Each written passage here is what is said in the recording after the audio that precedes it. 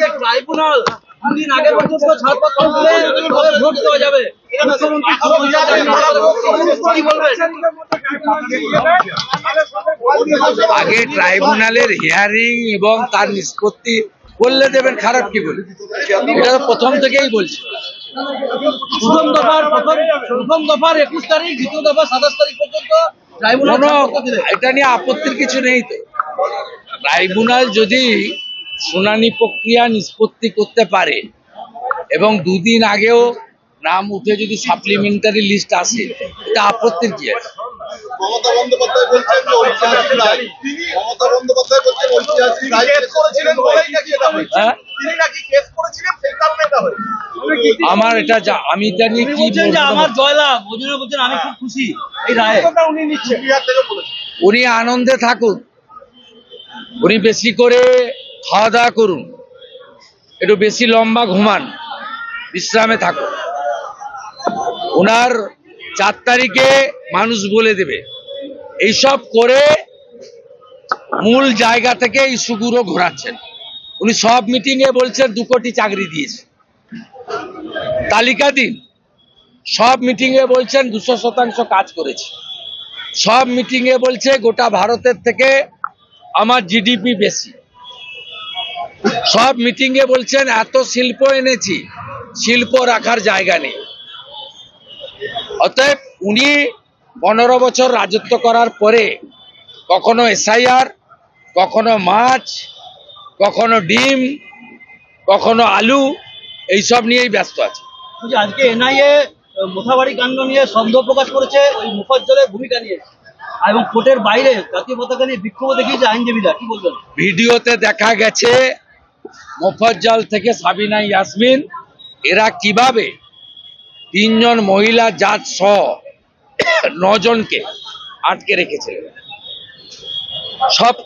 সবার দৃশ্যমান আপনারাই দেখিয়েছেন। তাই এনআইএ তথ্য প্রমাণের ভিত্তিতে কাজ করবে, এটা নিয়ে আমাদের হস্তক্ষেপও কিছু নেই, মন্তব্য।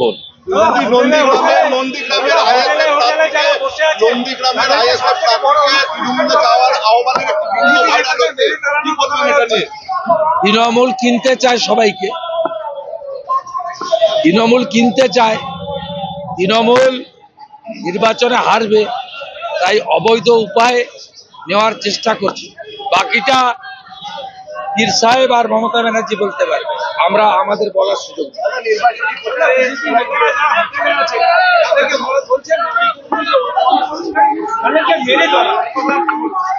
উনি বরাবরই ভারতবর্ষের বিভিন্ন রাজ্যের লোকেদেরকে বাহারি বলেন, আর বাংলাদেশ থেকে আসা অবৈধ মুসলমানদের রোহিঙ্গাদের জামাই বলেন। এটা কি বলবেন? এখানে তৃণমূল আছে, যেখানে সভা করছেন সেখানে মাইক বাজছে, মাইকের আওয়াজ আসছে, জয় বাংলা স্লোগান। আমাদের সভা শেষ হয়ে গেছে, এবারে রাস্তা সকলে। আপনারা প্রেস কনফারেন্স করছেন তাই বলছি, এগুলো করতে দেন। এখানে কত ভোটে তৃণমূল হারবে তার কোনো সীমা পরিসীমা নেই। পশ্চিম বর্ধমান জেলাতে একটা আসনও তৃণমূল পাবে না, আমি আপনাকে বলে গেলাম। এবং এই কর্মচারীদের মালিক মমতা ব্যানার্জি আমার হাতে আবার একবার হারবে।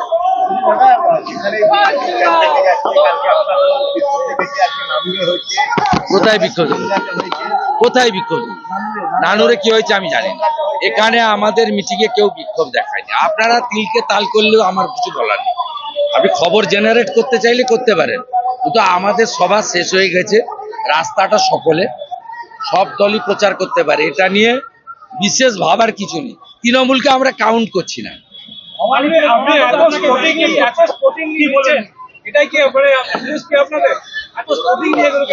নেব তো, এরা একেবারে জনবিচ্ছিন্ন। মমতা ব্যানার্জি কালকে বেনাচিতিতে আসবেন, আপনারা চলে যাবেন, চেয়ার থাকবে, মঞ্চ থাকবে, এলইডি থাকবে, পুলিশ থাকবে, দমকলের গাড়ি থাকবে, জনগণ থাকবে। আমাদের ভিডিও ভালো লাগলে লাইক এবং শেয়ার করুন। কমেন্ট সেকশনে গিয়ে জানান আপনাদের মতামত। আরও ভিডিও পেতে আমাদের চ্যানেল সাবস্ক্রাইব করুন এবং প্রতি মুহূর্তে খবরের আপডেট পেতে প্রেস করুন বেল আইকন।